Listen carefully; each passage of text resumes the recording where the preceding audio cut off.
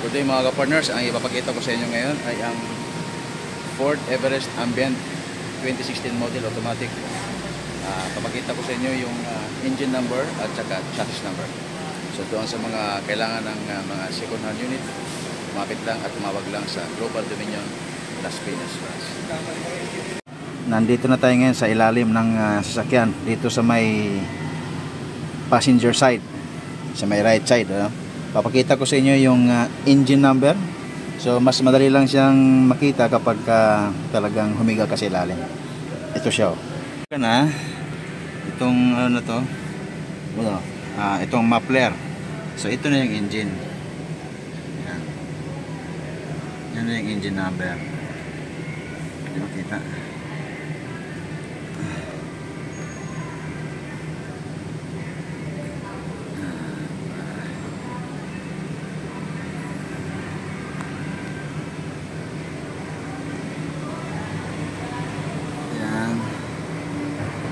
Yan.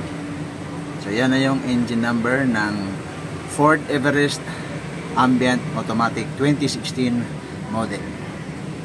Kung nakita mo, paki-like at subscribe sa aking YouTube channel. Salamat ka-partners. Ang chassis number naman ay makikita sa may passenger side, ilalim dito sa may stepboard.